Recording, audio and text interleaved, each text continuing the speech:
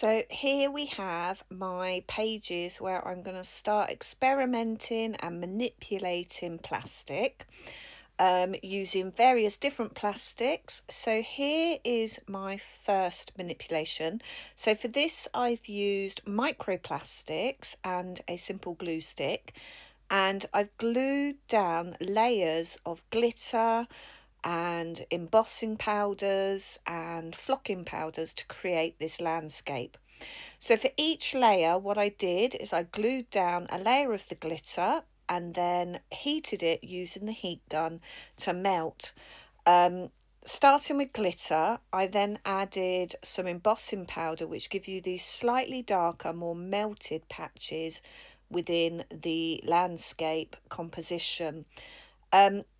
It was a really fun way of actually using the heat gun and creating this effect. The flocking gives it a real grassy effect, and then also in the clouds giving it that texture to the textiles. So this piece I'd probably use as a background for some slow stitching or some collaging of other fabrics, textiles, plastics to create a landscape collage.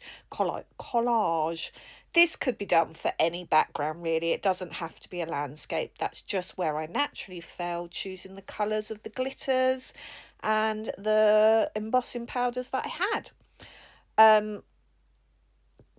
So next I'm going to move on to manipulating other plastics, plastics that I can see around me, plastics that are easily grabbable from my surroundings. And we're back, and for my second manipulated plastic piece, I've taken the inside of a cereal box. I did finish this cereal this morning, but I did already have one, and what I did is I've opened it out, wiped it out so it's not dirty, and then I've just cut it in half. And what I'm going to do is I'm going to pleat this. Now I have cheated, and in a true Blue Peter fashion, here's one I did earlier. So this one you can see I have box pleated, and I've pinned it across the top, and then we will sew across the top with the sewing machine. I might even put like a waistband on it. I was looking at this morning when I finished my cereal, thinking, what could I do with this? What could I do with this? And actually, I think it's because of the length of it, it lends itself quite nicely to either skirt panels or dress panels or even sleeves, pleated sleeves. But for now, I'm just manipulating. I'm just exploring what I can do with the plastic. So I'm going to normal pleat this one, which isn't just like a fan fold that you would have done when you were a kid. Slightly more complicated. Well, not really complicated, but slightly a bit trickier. So what I'm going to do is I'm going to just do that first fold, and that will be my first one. And then I'm going to go back and forth on the centimetre. So I'm using the grid on my mat, and I'm just going to fold it a centimetre width. And I'm going to fold that one back on itself. Okay, so we know the edge of that one is a centimetre, but just making sure. It is a little bit fiddly to begin with because I've got quite a long length of plastic. If I was doing this with fabric, I'd be marking up with the ruler. But because it's clear plastic, I can actually use the cutting board to help me. So then I'm just going to fold the next one. So you'll see I've left a centimetre.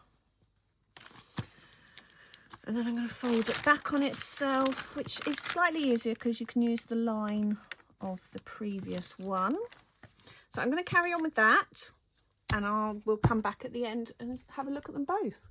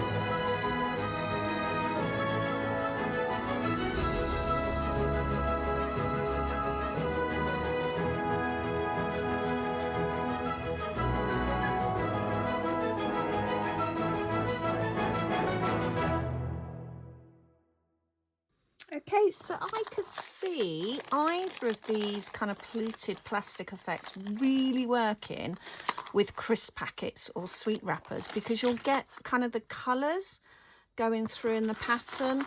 So we've got a box pleat and we've got a basic pleat, which really reminds me of my school skirt back in the dark ages. So yeah, no, so I'm really pleased with those. So they will go into my scrapbook with a little write-up of how I've pleated them. I forgot to take any photos because I was videoing, but I can take some stills from the video. And then I'm going to have a think about what I want to manipulate next. I think I want to do some weaving. I think I'm feeling weaving next. Okay, look out for the weaving. Hello, my lovely crafty people, and we're back. And so far I've created and manipulated 2 effects using plastic. So if you remember, we used the microplastics to create this kind of collage background, which I would probably hand sew, slow stitch into to create an image. It'd be really nice. Might even add some other fabrics. Then using the cereal packet, I box pleated and pleated the packet, and then using a really bright, vibrant acrylic thread, I have sewn it into place. These kind of automatically lend themselves to clothing, so you could use these for pleats, pleated sleeves, skirts, necklines, etc. But I just really love the way the plastic holds the pleat really well. And as I said in my last video, today we're going to have a look at some weaving. So for this, I've cut out a piece of an old, I think it's a bulb bag or a potato bag. I found it near where I work randomly. And I've taken an old crisp packet and I've just cleaned the crisp packet using a baby wipe. And I'm going to stick kind of the wetness of it, will hold it to the mat, and then using my ruler and craft knife, I'm just going to cut lots and lots of thin strips of this plastic. Hopefully it will not bobble too much. I think I probably need a sharper knife. So this one's a really sharp knife. It's got a new blade on it. So let's use this one. So I'm just going to run those down. Yeah, look at that. Much better. I'm not fussed that they're not exact, just so they're thin enough to go through the webbing. And the webbing has got a hole in it, but because I'm going to use a darning needle, it'll be fine. I can just sew it through. So I'm going to leave that there. So you can, I will carry on and I will cut all of that, but so you can see me getting started. So as I said earlier, this video is literally going to be lots of little short clips speeded up of me using plastic and manipulating it. So I'm going to start here and I'm just going to weave it. Actually, I might leave the end a little bit so it doesn't fray. I'm just going to weave it through the netting. The other idea I had with using the strips of plastic was I could do almost like a rag effect. So I might do some of that on this as well, or I might just leave this as weaving, but we'll see how it goes. Yeah, see, that's what I was worried about. Okay. There's the orange bag. Plastic will fall through. Okay, might need to rethink this a little. Oh no, I think it'll be all right once it gets going. Okay.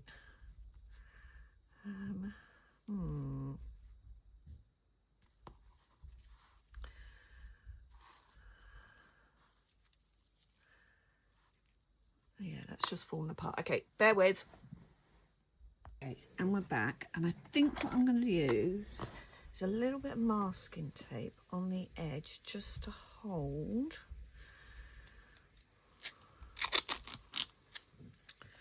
the plastic in place, because it was rather annoying. So I've cut a new piece that's not got a hole in it. I'm just going to use, say, right, let's take one out. And let's stick that one in.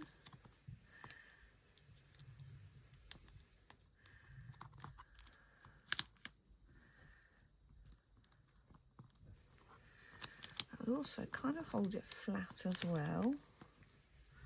It's all about the experimenting, finding out what works, what doesn't, and as we've just discovered, it falls out. And then let's do the other end. Let's take that one off. And stick that down.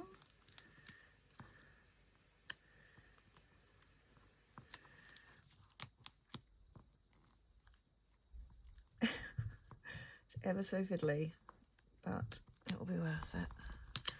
Okay, stick that one down like that. Right, hopefully that one will hold.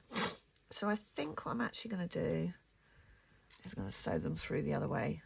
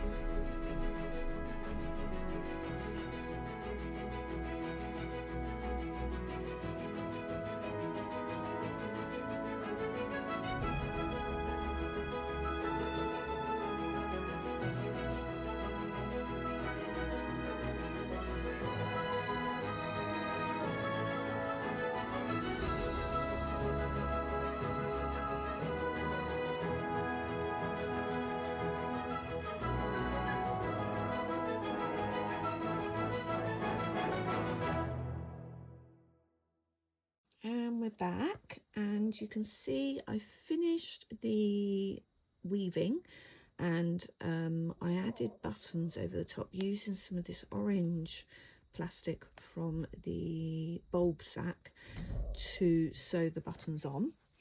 And my next little experiment is going to be some kind of latch hook type effect that I'm going to use this plastic what is it? It's like filler for boxes and things when you give gifts, and it's iridescent. So I'm going to use this to latch hook through this plastic. This one was really quite hard to stick when I stuck it down on the collage, but I'm going to use a crochet hook. I'm going to have a go at latch hooking, so join me in a minute and we will latch hook. So to begin with, I grabbed the plastic and I tried threading it through the grid, and it really was not working. It was a bit of a disaster. The plastic kept breaking. I couldn't get hold of it with the crochet hook. So I ended up giving up on this method, and I will carry on and tell you what I did next. Okay, so the really fine iridescent plastic was too fine to work. I even tried it with a latch hook and it really didn't work. So what I've got now, this is from a blue carrier bag, and I'm going to just cut some lengths of this, and then I'm going to use this to latch hook. So hopefully, let's just cut one really quickly and just see if it works, because I'm not going to waste my time cutting it all if it doesn't work. So I don't think I'm going to need the hook. I'm just going to weave it through, and then I might, do you know what, I'm just going to tie it on. My eyes and my hands are not good enough to actually latch hook it, but I can just tie it on. There you go. Yep, so we'll do that all over and then we'll cut it. I might even, let's try again with the latch hook to hook it.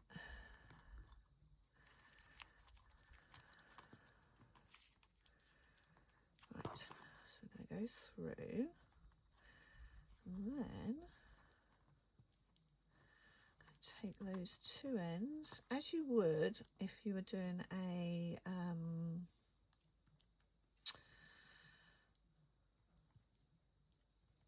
ribbon on a bow, on a tag or something. There you go, that's the ticket. So I'm going to go through, and it will all stick up, but then what I'm going to do is trim it so it's like a roughly mat. Okay, and if I can find some other colour carrier bags, I might put some other colours in as well. So I think this one's going to work. Let's keep going.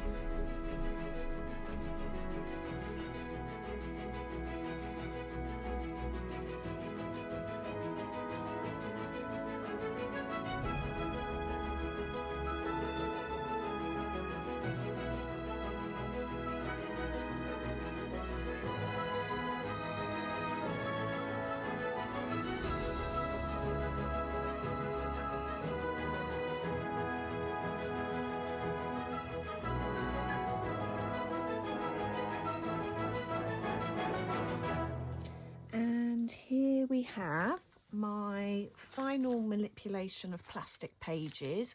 This isn't the only manipulation I'm going to do, but these were my just initial ideas of manipulating plastics. If you remember, we had the microplastics of the glitter and the embossing powders and flocking powders that were melted to create this landscape that I'd probably sew into. I'd probably use some slow stitching and create a real landscape of that. We had the pleated cereal packaging. So we had the basic pleat and then the box pleat, which was fun to do. Certainly test my concentration, which I then sewed using my ombre thread. So this is the thread I used. You can see it's got many different colours in one spool. Then we had the weaving, which took a few false starts, but we got there in the end, and using the crisp packets and the bold packaging, but also then using some of the bold packaging to sew on coordinating buttons. So really, really like that. Then the rag rug, which was a real headache to get started, and then I had to go away and remind myself how to use the latch hook. But you can see by trimming it, it's got a really lovely effect, and the movement of it on the plastic, it moved really, really well. I mean, imagine a top or a dress or an item of clothing created just using that. I mean, firstly, it would take an age, but just the effectiveness of it is wonderful. So there are my manipulated plastic pages. For each of them, I've included my example, a brief overview of how I created and manipulated the plastic, and then an idea of how I would use this in a textile context. So really pleased with these pages. My next step is to go on to find an artist that uses and manipulates this single-use plastic into their artwork. I have a few ideas, but my next video will be a walkthrough of my artist research page, and then where I took that in creating an artist copy and inspiring my own artwork from the artist. So I'm off to do my research, off to decide on an artist I'm going to look at and find someone that really encapsulates this manipulation of single-use plastics in their artwork or fashion design, or I'm not sure what I'm going to find yet. So thanks for watching. Keep subscribing, keep sharing with your friends, and keep helping me grow my channel. Thank you very much. See you soon.